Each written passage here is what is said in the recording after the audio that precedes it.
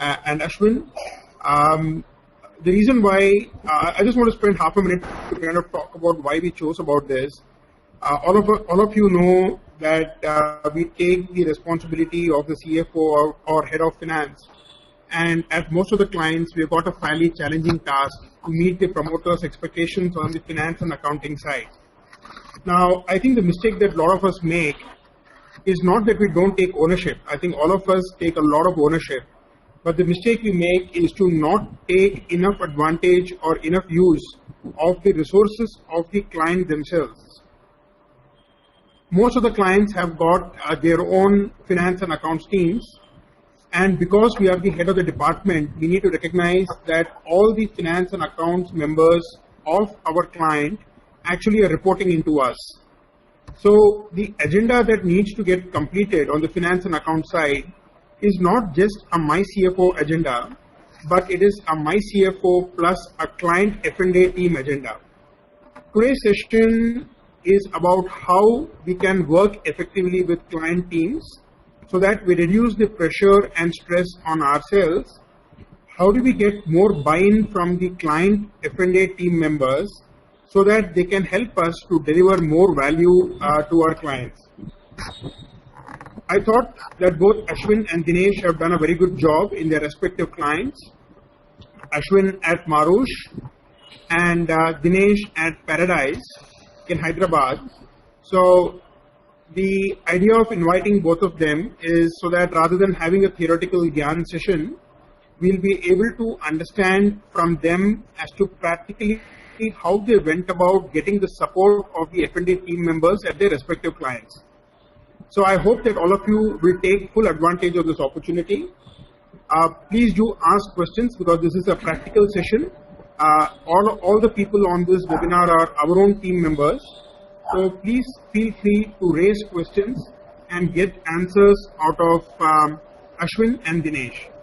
Yeah, so with those few words, I'd now like to turn the controls back to Rupal so that you can get going with the webinar.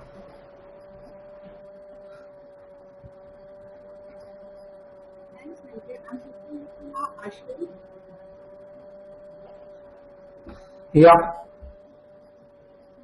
Hello, Ashwin. Can you hear me? Yeah.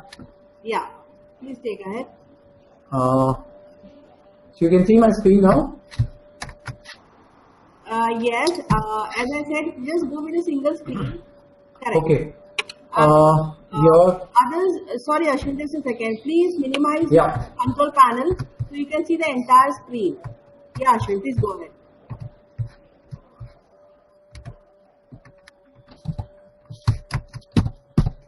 Hello everyone. Just before I start, I would like to thank Venkat and Rupal for giving me such an opportunity to share my thought on how to work effectively with client team to deliver my CFO F&A KPIs. Before I start, I would like to introduce myself to the entire audience here. Most of them, like I'm interacting with on a frequently basis. But many of you, I never get an opportunity to work, and eventually I'm looking at working with you as well. Anyways, I will not take more time on introduction. So, like, my name is Ashwin Mantri. By profession, I'm a chartered accountant with 10 years of specialization in finance and accounting. Ashwin, please get come on. Yeah.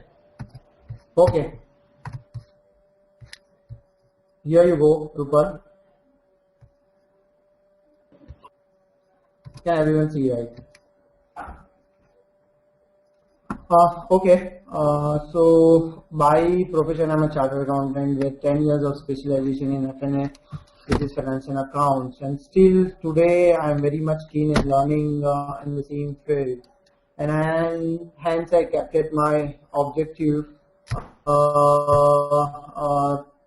to learn more and more on the finance side. As everyone knows that finance is the area where one can get a variety and quality of work. To begin with, I have jotted down few bullet points. So basically, today I'm going to, in the next 10-15 minutes, I'm going to discuss on the basic content of the introduction which I completed. understanding of the client requirement, introduction with the team and management, and how a way forward approach we work with the client, and lastly the Q&A. So here I am just discussing about, I've jotted down few bullet points which we can go through one by one and discuss more in detail with my practical experience, exposure with the current clients which we have with the MyCfo side. So basically I'll start with the knowledge, with the understanding of the business and background of the existing client. So many a times what happened is we got a mandate which is usually be a new client, new setup and everything, where actually according to me and my knowledge, like we have to get the business and background of the existing company, right, where which is very essential to perform the MyCfo role as to achieve my CFO KPIs, right? In that case, usually we may require to spend more time to discuss with the client, the team, to gather the more information on the business and the company historical positions and all in all. And in such situations, like before we start with the client KPIs and all, we need to thoroughly understand the basic KPIs of the MyCfo or the scope of MyCfo. And in that sense, like usually what happens is many times MyCfo usually get a full-time CFO role or specific to a particular KPIs or project. In such instances, like we have to understand the MyCfo role thoroughly before we start involving ourselves or the team in the executions, right? So in such instances, we have to be really work with the client closely to fix the KPIs and scopes and all and all. Moving on to the other point is understanding the organization policy, guidelines and procedure. Usually many times what happened is company has their own organization policies, guidelines and procedures, which usually company really, or in such situation many times what happened is company used to have the existing policies and guidelines and procedures where we collect at our end first, evaluate at our end, and put our things which will help us in our KPIs and scope and all.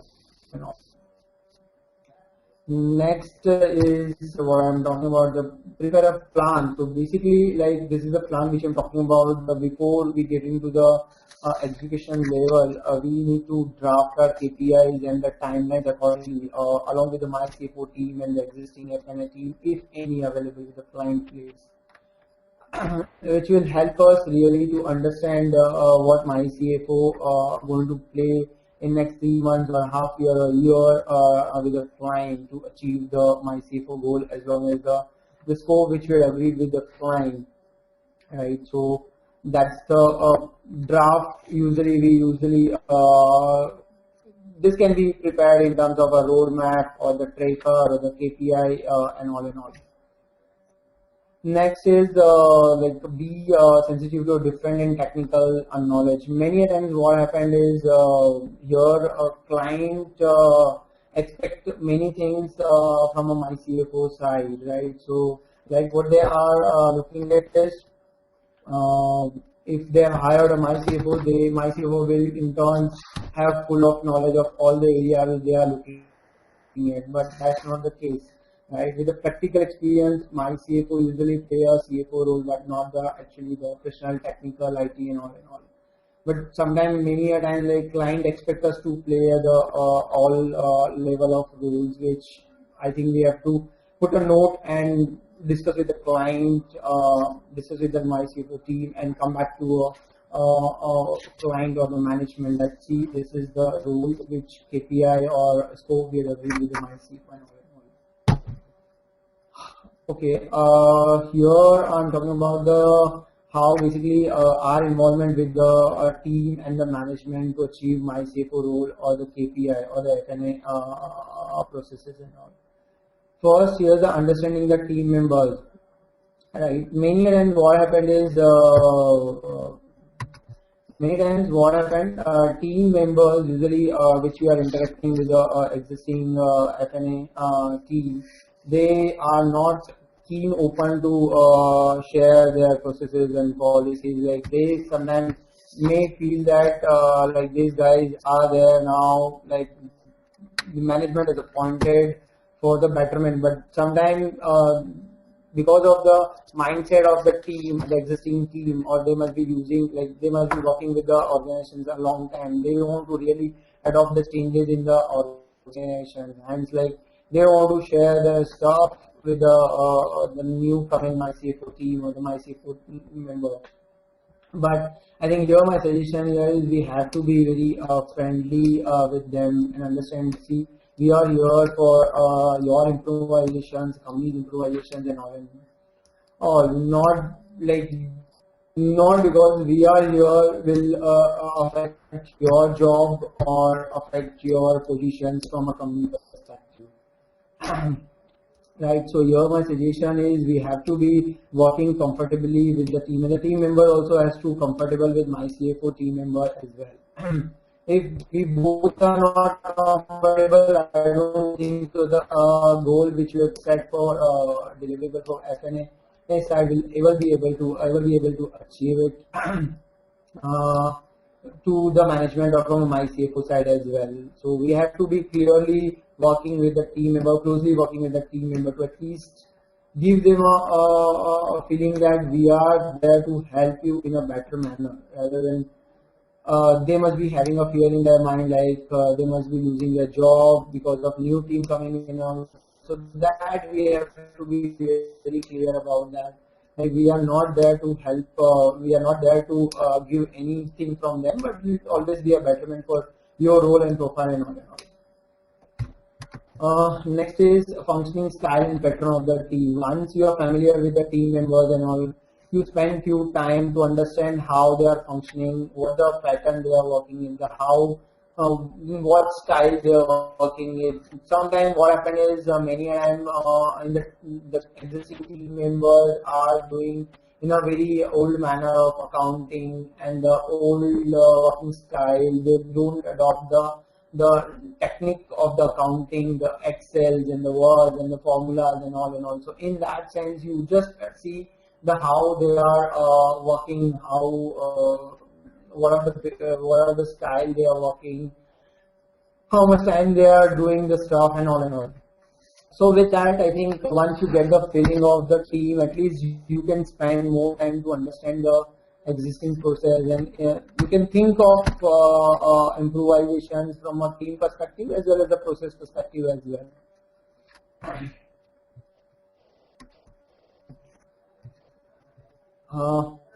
Here is like as I said, that the moment you spend more time, you will come to know where are the lapses on the processes, and that you can think of improvisation in the processes and the policies, which will be better for the organization and perspective, will lead to a management and investor as well. So once you are through with the process understanding and improvisations, you can adopt the best practices which are available in the market or the industry, which will help for the company and MyCfo to deliver the objective of the KPI. So adopt the best practice here is like if sometimes what happened is people do a lot of manual stuff. Like I saw many organizations where the system can give you a lot of things, but people really don't know the entire system they are out, the entire system. Hence, they are letting off the utilization and their efficiency is reducing to that extent. So now I've seen the instances like Tally has such a good features of importing and exporting the data from the Tally, but people really not using it. So like one of our client pages was suggested like they are posting 100 of entries in a daily basis, where like we are proposing to use the import into the Excel features, which will really reduce their bandwidth to the extent of 3-4 days in a month. Ashwin, can I? Yeah.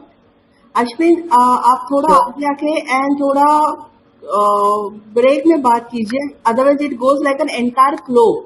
So we can hear you, but some of the words are just heard, not understood. So request you to थोड़ा मतलब conversation time में बात कीजिए please. Thank you.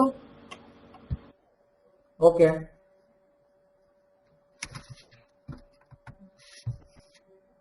Hello. So yeah, I was talking about the best practices. So best practices here is like adopting the best or the efficient way of doing things in a better way. So like many time client are really appreciate that we are giving a good stuff which will really reducing the main days of the existing bandwidth which we are having it with the existing FNS side and all. Moving on to the other point is explain the benefit to the team and adopting the best practices. Here, like what I've mentioned, like with the adopting of the best practices means really a saving of time of the existing bandwidth, which really resulting in an efficient way of doing things for the client as well as from a MyCfo F A perspective. Again, going on a work-life balance. Which is more important from a client perspective as well as my CFO perspective. Like we have to give the feedback to the team members, existing team members on our side. Like with the change in the processes and policy, will really help them to manage their work-life balance, which probably may not be happened before my CFO come in place or using the best practices for processes which they are doing it since long the past. Okay, moving on to the other slide. Here, how are we evaluating my CFO achievement, which we really did in the client base or the organization. So basically, my CFO usually have a lot of tools to monitor our achievements through a client, like roadmap, KPI, trackers, and if you are doing over and above the KPIs thing, there are many things that are appreciated by the management or the investors or the team, which you can keep it with you, which will really help you to show when you are about to complete your assignment, or frequently like a quarterly meeting or the weekly meeting with the client. So it will help you to at least monitor what are the achievements you did so far. Second is weekly tracker, which is like my CFO is really doing great of maintaining or forcing us to do a weekly tracker of all our client places. So with the weekly tracker, actually it really helps us to red flag or any roadblocks to the management or investor. Like where we can highlight them saying that these are the roadblocks or the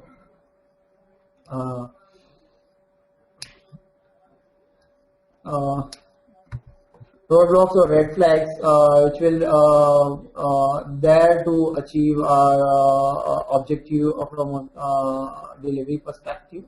So that's a good thing. Ideally, we should do this on a very frequent basis. Again, the regular meeting with the client and team. It's a great thing. Interaction with the client on a regular basis is really help us in achieving our objective as well as the client objective too. So in that, like you can keep a weekly, fortnightly meeting with the client at least to discuss the objectives or the work progress, what we have done so far, and what are the key takeaway, or what are the way forward approach which we need to do it, what are the shortcomings from the thing which you have done. So there are many things will really help with the meeting on a personal basis with the client and the team, the F&A team. And the other item is that keep the client informed and updated with the progress. This again is the same like what usually we do on a weekly checker, sending on to client or the investors. So that will help us to show the client that the progress which we have achieved so far with the dates, timelines and all and all. Moving on, the update client with the changes in the regulation and policy. This is an important point from a MyCfo perspective. Like usually what happened is client and the team usually are not updated with their with any changes in the regulation and policy, because I think the core expertise are required to keep themselves available on the regulations and the policy related to an organization which they are running a business. So in that case, my CFO plays very crucial role. Like I'll give you instances of 2000 changing the accounting or changing the Companies Act law of 2013. Many of the client bases are not aware of the new regulations. So hence my CFO usually has played a very crucial role to plot them plot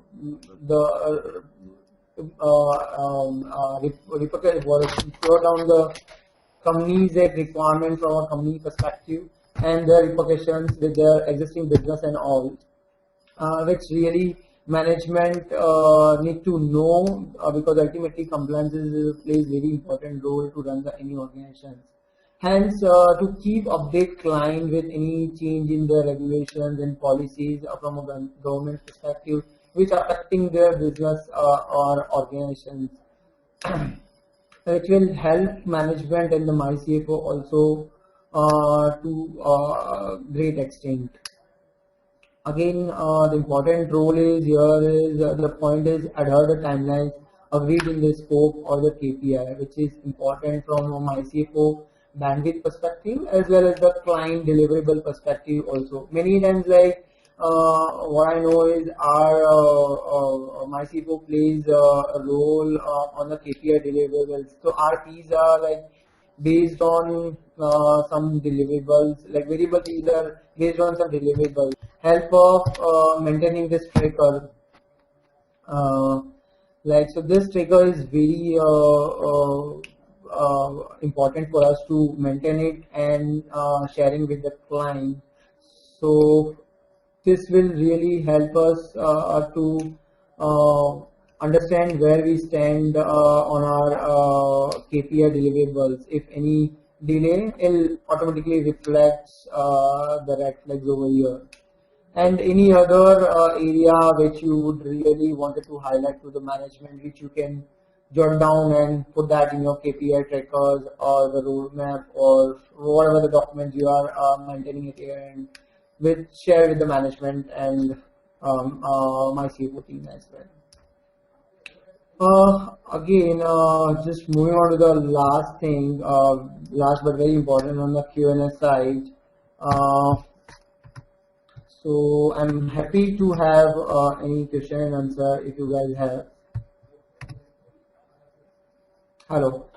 Okay, so what we'll do is we'll handle your questions once Vijay is through with his presentation.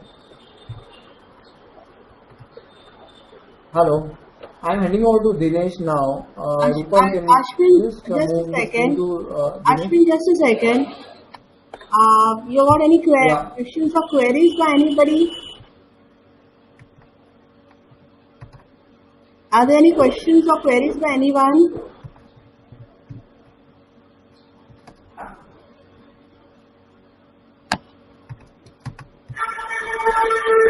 Okay, then thanks Ashwin. I'll be now handing it over to Dinesh. Thank you so much.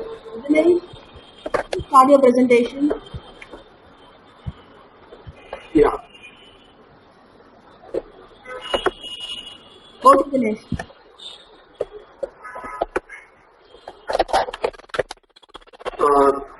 Thanks Ashwin for sharing your experience and strategy. It was really insightful. Good evening all the CFOs. Let me introduce myself. I'm Dinesh Vijayvargiya and I'm handling 2 clients in Hyderabad. I am a CA with around 8 years of experience. So over the years, I have observed that in most of the cases, It's not the complex technical problems, accounting issues, which causes the work disruption. But it's the attitude of the client, the working relationship, which does matter. So today I will be discussing some of the approaches which I have followed while working with the client teams.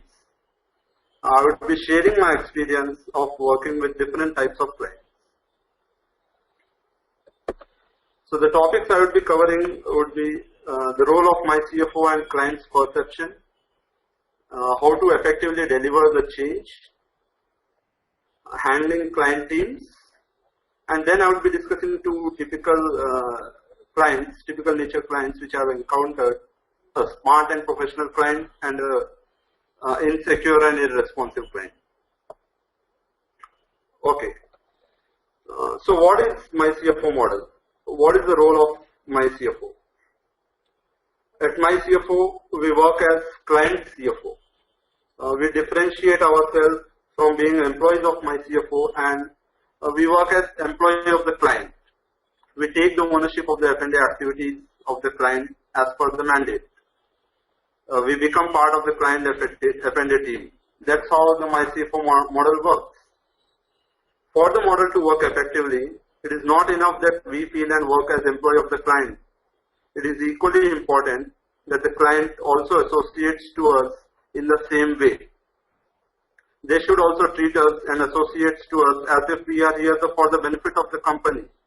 It is very important that they should treat us and perceive us as part of the company, as employee of the company.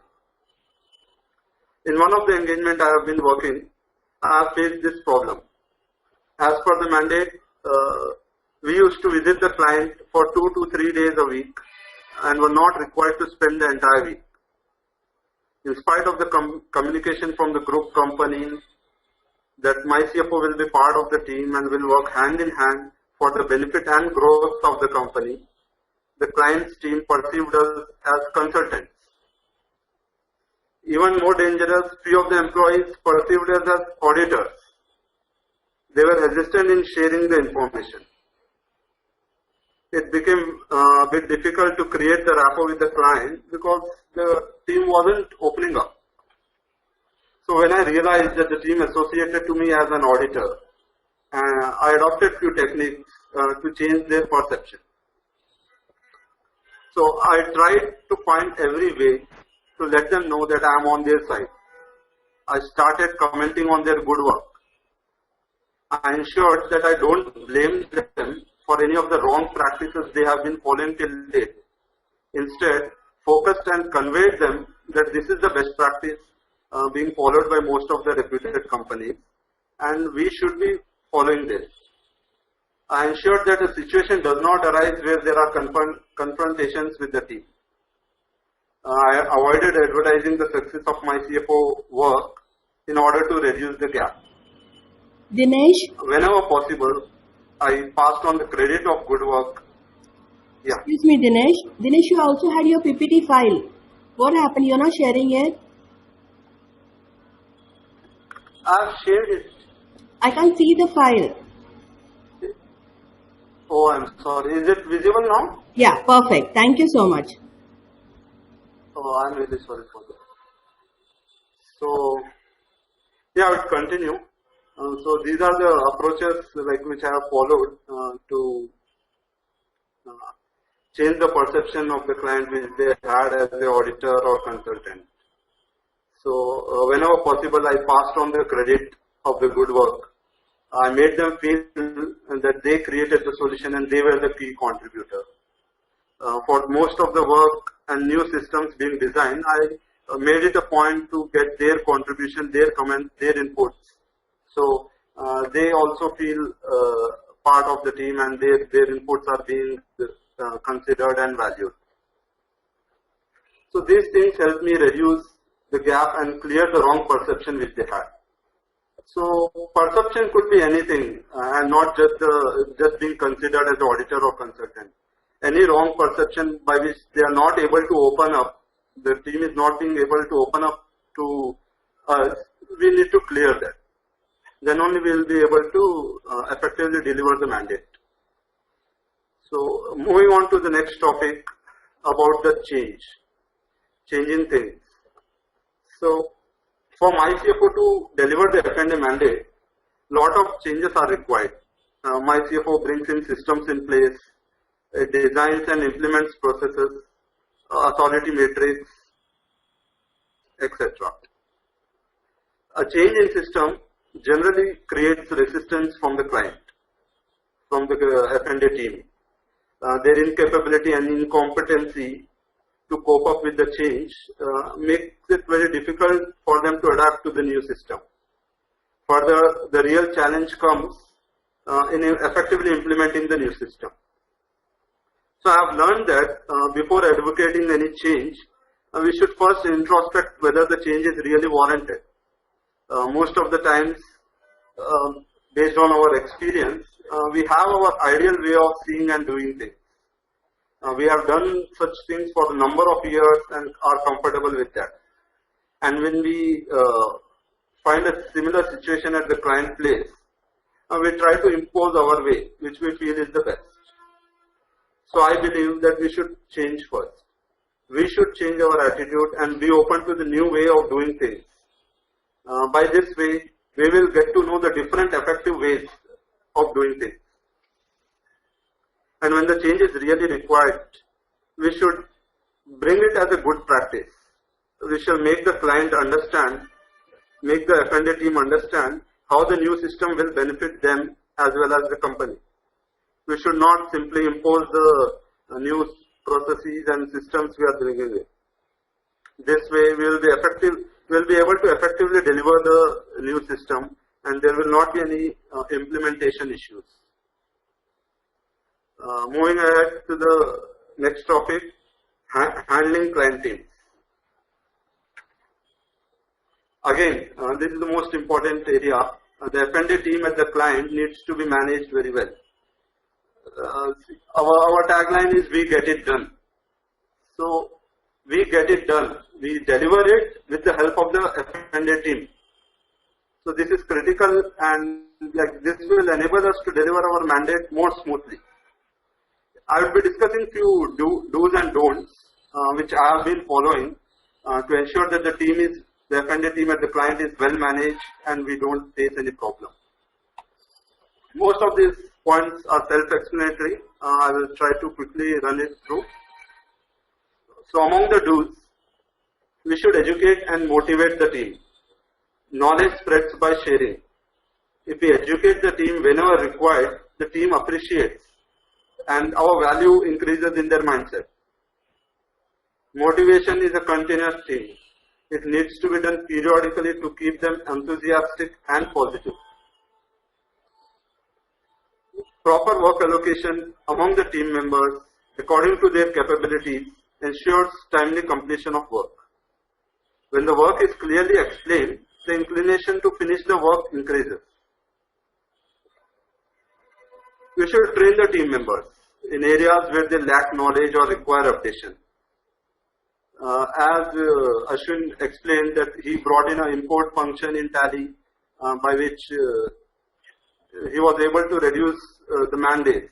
I have done a similar thing. A client used to spend 10 days, 12 days just to enter the sales entries in Tally. They used to enter 60 to 70 entries per day. So by introducing that import functionality, I could save around 10 mandates in a month. So that gave the F&A team time to focus on other areas. And I am planning to have a small training on few of the advanced Excel features. So by that I am sure that will help them speed up their work and even automate few things. Regarding perception, we have already discussed. Timely feedback to the team will encourage the team to improve on their deficiencies and do even more better. So following, these were the do's, and now we'll be discussing few don'ts which we should ensure. We should avoid being the bossy attitude. We should also avoid the confrontation. We should not excessively advertise ourselves, and we shouldn't play favorites within the team. So these are the few do's and don'ts which I have been following. And yeah, so going ahead, now I want to discuss the two typical client nature which I have come across. The first one is a smart and a professional client. When I say client now, it means senior management to whom we report to. So a smart and a professional client tries to get the most of the My CFO role. That goes by the name. He keeps assigning and revising the goals. The client is highly demanding. Actually, it's good to have such a smart and professional client. The professional clients creates a very good environment for us to work. At the same time, to ensure that we deliver our mandate and the agreed KPIs, I believe that we should avoid being nice guys. We shouldn't say yes to every client request. In one of the clients, during the initial days, in order to portray myself as a nice guy, I used to reflexively say yes to every client request. Slowly I realized that I should be careful and I should first evaluate and analyze. Whenever required, wherever required, we should even challenge what the client is proposing, the senior management is proposing, and not blindly accept it. That's the role of a CFO. When I started giving my thoughts, my inputs, the client actually appreciated that. One of the more important things is that we shouldn't overcommit without taking time to calculate what the reasonable deadlines are. As a strategy, we must be realistic and forthright and avoid the risk of over-promising. Now we move on to the next typical client. It's insecure and irresponsive client. With My CFO coming into the picture at the client place,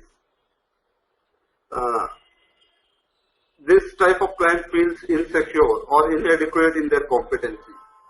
They might lose the stature and authority which they used to have. They doesn't reply to emails, they frequently cancels or reschedules the meeting in the last minute. They delay the flow of information. In a way, their objective is to ensure that we don't succeed and they keep their stature and the authority which they used to have.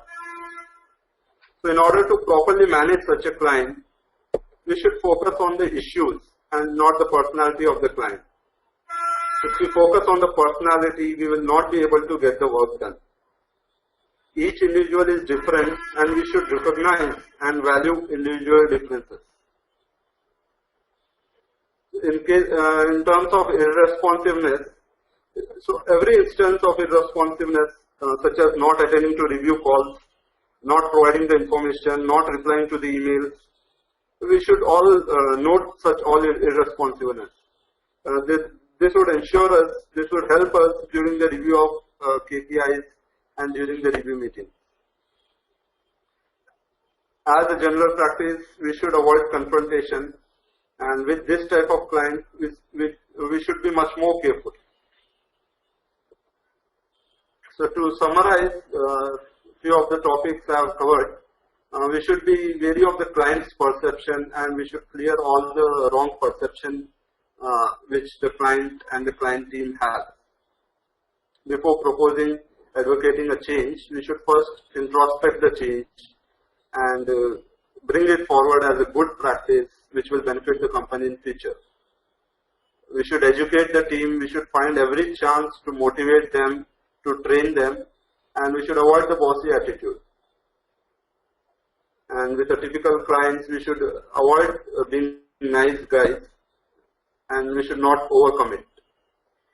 We should manage the relationship with the client and always avoid the confrontation.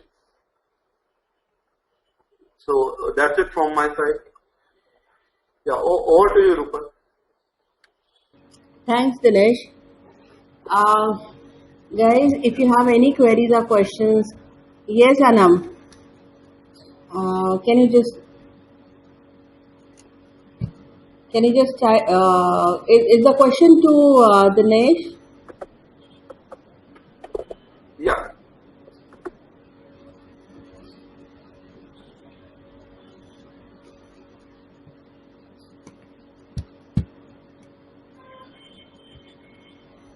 Hello. Dinesh, have you got the question from Anam? No, I am not able to hear anyone else apart from you.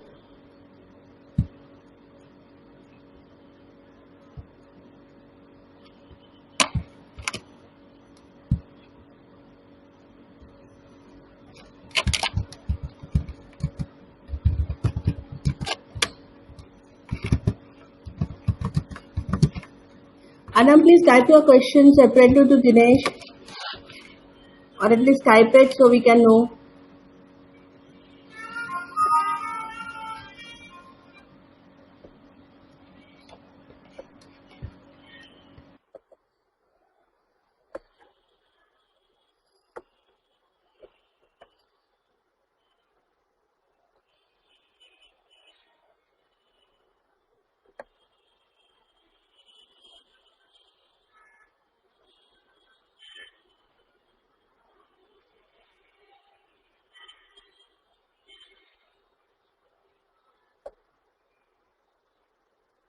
Dinesh, Anam is putting a question to you.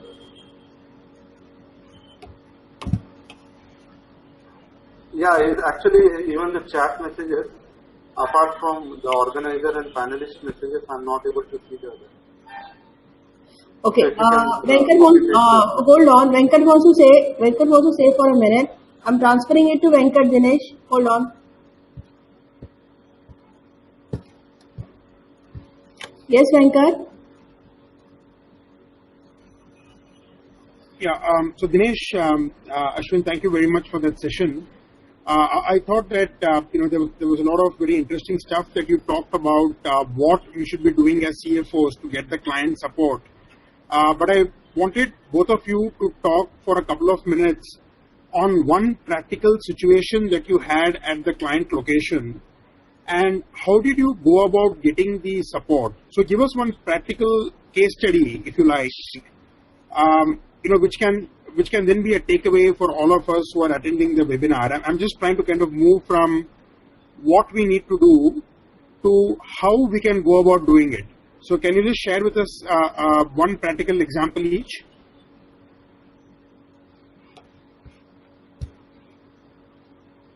I'm giving it first to Dinesh, then I will pass it on to Ashwin.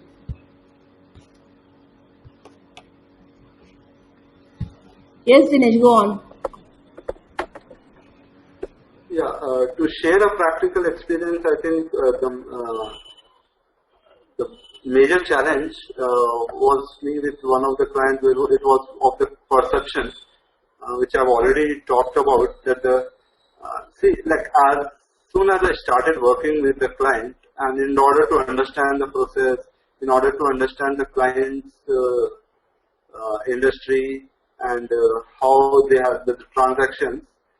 So during that phase, the questions which I was asking them, the way I was asking them was not, they have not taken it well, and it was that reason because of which they perceived me as an auditor, that who is probing everything and trying to find the loopholes.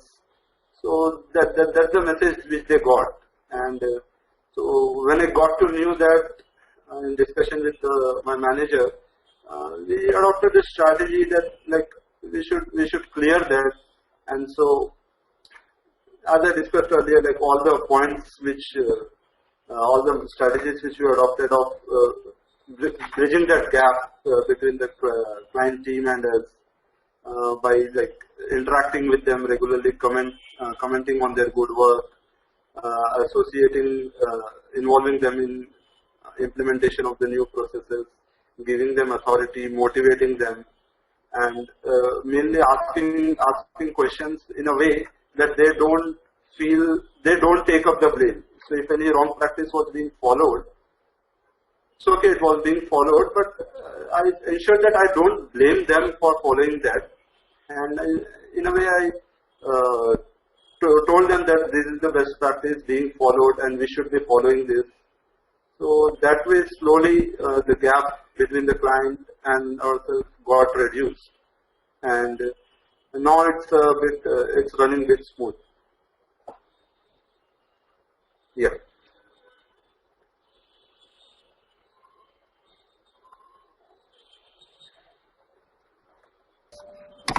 Ashwin, would you like to say something? Yeah, Rupal, or the entire audience. I just need to share one instance with my existing client where, like, we have investor come the promoters now. So sometimes what happens is you investor want some XYZ thing where promoters don't want to do that. So in such instances, like usually my CFO team comes into place, and like my CFO team usually gets stuck whether we should listen to the promoters or listen to the investors, right? So what usually happening is, in such instances, what we have adopted strategy is like we do the things which is good for the company perspective, which will really help an organization to grow. So in such instances, we go back to the promoters saying that these are the things being asked by investors, which will really help them to improve their profitability or the stuff XYZ thing. Right. In after like a lot of convincing to the promoters, they finally agree. Team has to get into the involved. A lot of interaction has to done to at least convey the message to the promoters from an investor side or the vice versa, where actually the MyCfo team plays a critical role here. So like it's not one or two instances, there are many instances, but we are like usually become a sandwich between both the parties, right? So like my CFO the team has to understand the actual responsibility and actual amount or the payout from the things is being asked by the investors or the promoters, and put that as a deliverable return. Really Ashwin, one important more for an thing. organization growth. Ashwin, one more thing. This is a question actually raised again by Venkat. I'm repeating on his behalf. At times when there have been situations where you find the client's F&A team members play to use the words so as to quote like corporate politics and don't share the entire info. In such a situation, how do you address it when you're not yet aware the entire information is shared with you? How do you deal with it? No, I haven't come across a situation. So, like all my client places, the team is such a good people. Like they always know that these guys are there to help us. So they are really, really open to share all the information is being asked. So Okay, then we let me never also come, really never come, let me then also check really from never him come if across he a has situation. any sharing to do on this part. Okay, let me check with Dinesh. Hello. Hello, Dinesh. Yeah. Yeah, Uh, Dinesh, you heard so my question. yeah. Tell me. Yeah, no, I just want to just repeat the same question to you. Yeah. Okay. So the question that question actually I've heard. Okay. So yes, like where the client is not opening up, not sharing the information. Like I believe that opening up would come not by imposing or giving the authority that we are the CFOs and all. That would come slowly by building the rapport with the client and providing the value addition through our work. So through the value addition, the benefit which the client is getting, the team is getting, they would slowly understand the gap uh, which there is. So basically, between a CFO and the team, it will not be imposed, but slowly based on the work and based on the value addition we added to the client, the team slowly understands it and slowly they will try to open it up.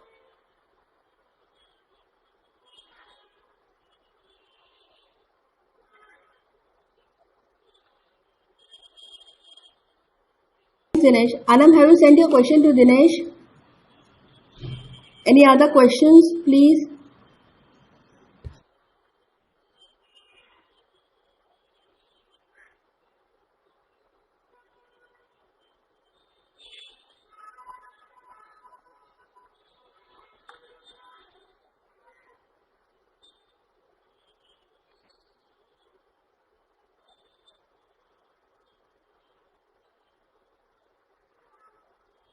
This question is open to Dinesh and Ashwin. I'm going to read out some of the questions which have been raised, and I'm going to pass it randomly to either of them. Now, the first question I'm taking is from Anam. He is asking about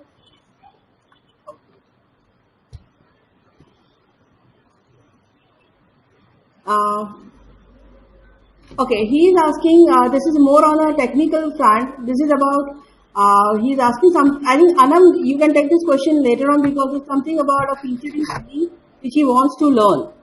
So I think that is like a topic. So I'm skipping that for now.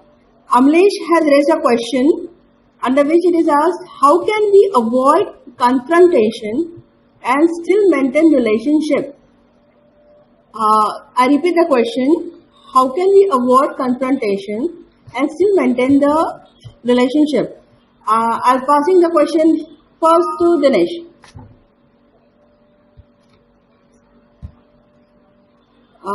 I think Dinesh is not here. I'm giving it. Hello, I can't see. Yeah, Dinesh. Could you like to answer or shall I pull in? So to avoid confrontation, what I believe is that confrontation arises on a particular situation. So when the discussions get heated up, it's at that moment the confrontations arise, and if we slowly try to pass on at that moment, acknowledge the client, acknowledge what the client is saying, and if we tell them that we'll get back to them and we'll try to implement it, such things, basically avoiding that particular situation. Then if a time gap is given, the client would slowly understand himself, and when we get back to him, he will not be that heated up and the confrontations would not arise.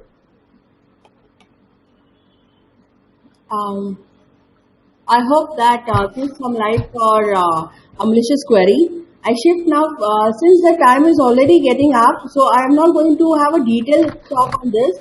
I'll be shifting to the next question. This question has come from Ashwini Srivastava from Delhi. His question is, when you start first day at the client's place, and they at first day, the treatment is more like a consultant or an auditor. So his query is, how should we deliver our first day at a new client's place? Ashwin, can you answer this, please? Yeah. Hello. Yes, Ashwin, go ahead. Ashwin, to answer to this question, now in such instances, usually it happens when my CFO is appointed for a company, where usually the team members usually confused whether they are a consultant or a auditor, or like many things they come up. In such situations, like this problem will resolve once you settle down, understand spend 2-3 days with the team, business, management, organizations. Then gradually they will come back and understand the situation where like really you are not a consultant. And since my CFO is the thing we have already said that we get it done. So like gradually people will come to know like these guys are there to help. It's not they are more on a consultant or more on an internal auditor, the audit side. So this will gradually reduce. It never be able to reduce in a 1 day time or 2 day time on meeting with the team or the client.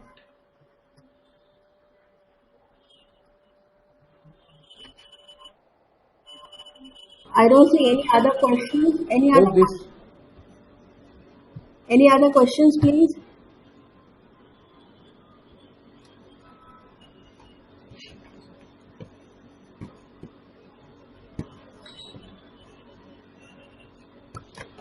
Okay, I guess others may have some queries which they would like to take it off the session, since I don't have any other questions coming up. Okay, I got one from Drishti. Drishti wants to know, she's directing it to Dinesh. She's not clear about him talking about ways to manage irresponsible and insecure clients. She's asking this question, as I say, it's directed to Dinesh. But Ashwin, if you want, you can also address to it. The question is addressed to Dinesh, asking him to elaborate on the right meaning of focus on issues and not on personalities. The query is raised by Drishti.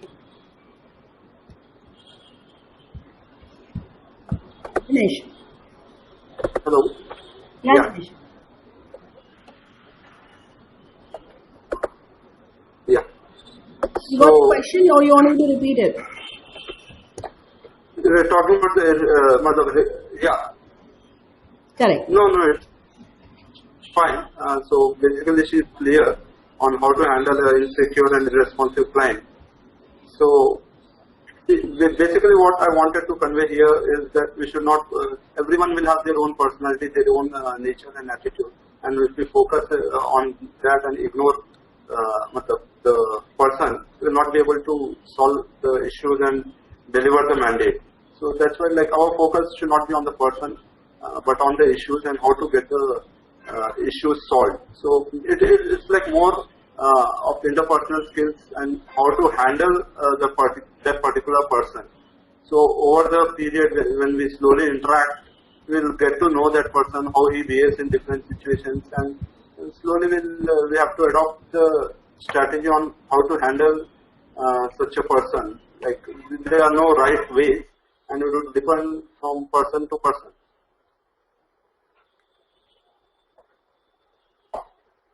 If I may again say on the question, she's asking the meaning or how to focus on issues and not personalities.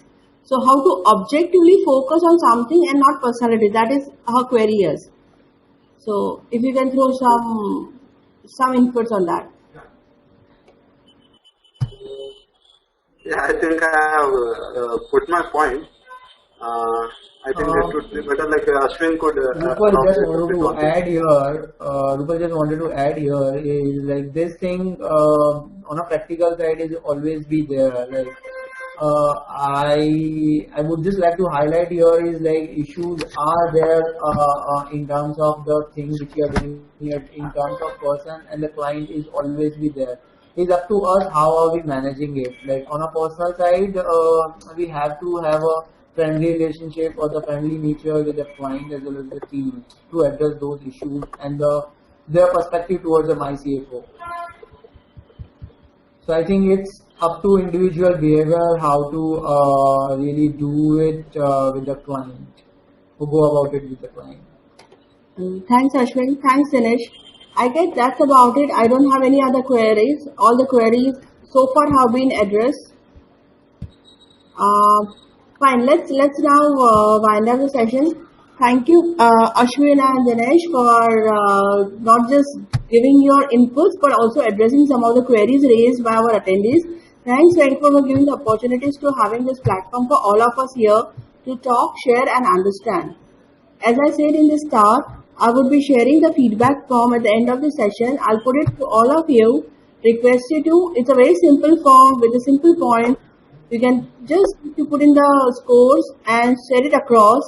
And your valuable feedback is of definitely importance for us to improvise ahead. Thank you so much and good day. Bye-bye.